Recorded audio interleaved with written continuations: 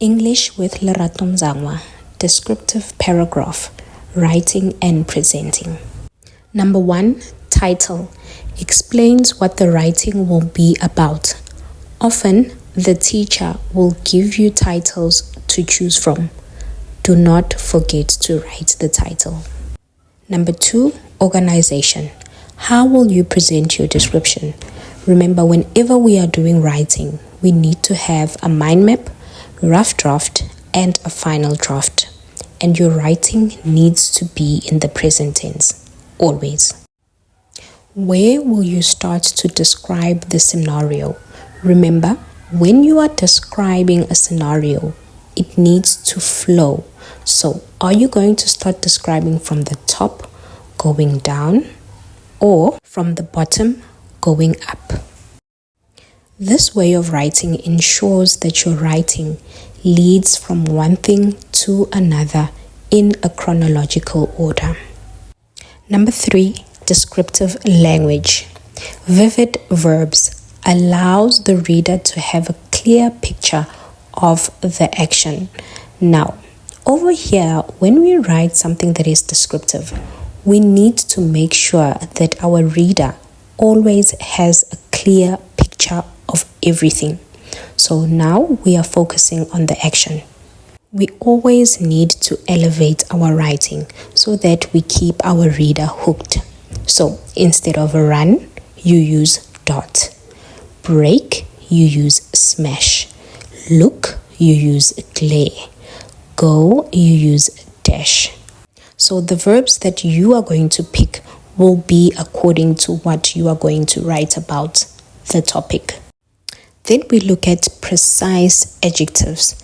These evoke emotion and are specific, so they awaken the reader's emotion while the reader is reading. So, shy, timid, old, ancient, sad, sorrowful, perfect, flawless. You can always use a thesaurus to assist you when it comes to this part. Number 4, we have figurative language. Now, if you are not sure what figurative language is, I have a video that you can watch. It will explain in detail what figurative language is. Now, some topics will not allow for the use of all 3, but you can use what you can. Let's have a look. Simile, comparing using like or as, metaphor, direct comparison without using like or as, and personification, giving human qualities to non-human things. Figurative language, once again, helps us to paint a perfect picture for our reader, but also to keep our reader hooked. And then number 5 is the senses. Once again, some topics will not allow for the use of all 5 senses, but please use what you can. Right now, we have touch, smell, sight, hear, and taste. Now, what we mean here is that you need to look at the topic that you are going to write about. Now you need to take your reader on a journey. You need to tell them, what do you hear? And the sounds that you hear, what do they sound like? What do you smell? What does it smell like? What are you touching? How does it feel when you touch it? What are you tasting? How does it taste like? And also give details about everything that you see. Let's write a descriptive paragraph together. First things first, the title. I'm going to pick the majestic waterfall.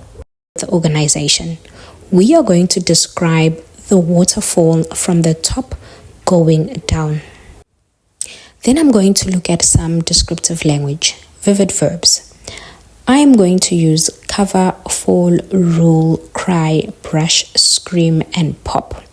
But now remember, I need to elevate my writing. So instead of cover, I'm going to say rap, fall, crash, roll, rain, cry, roar, brush, stroke, scream, bellow, pop, sprout.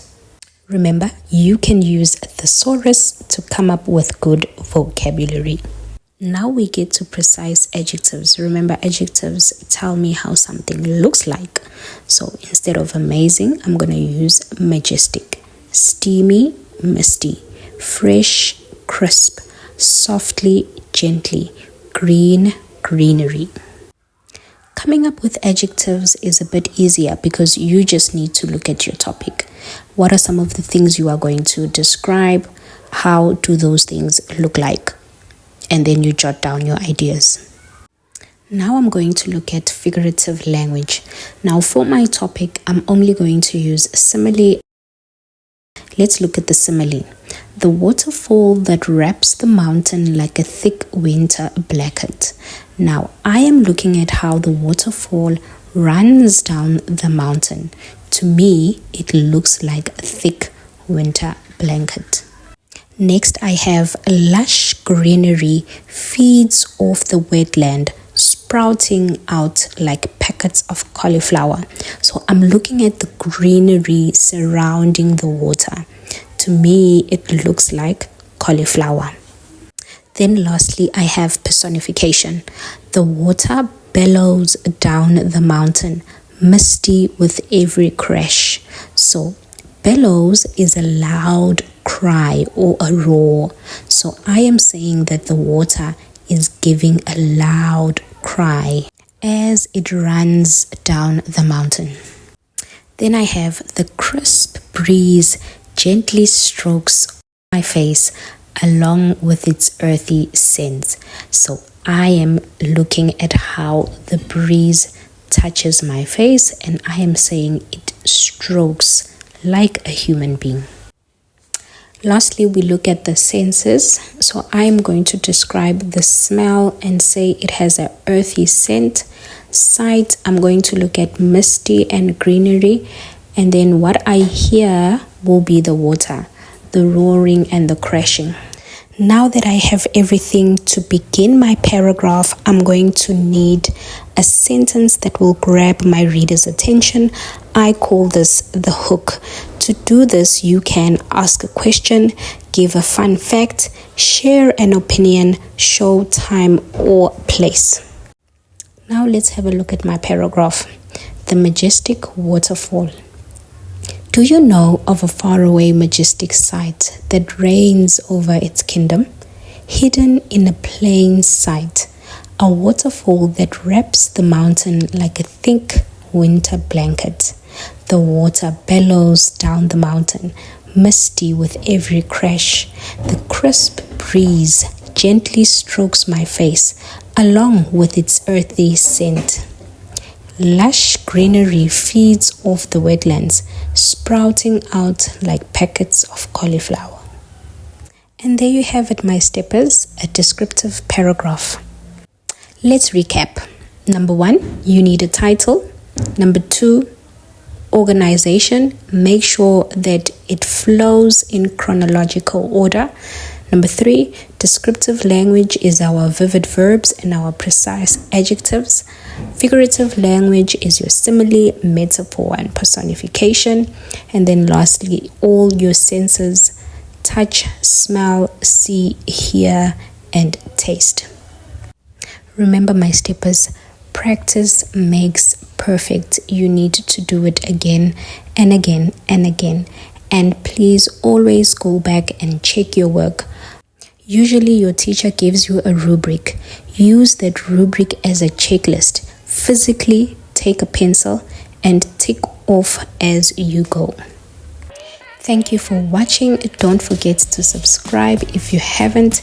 Like this video and please kindly share my channel with all your friends and family. See you on the next one.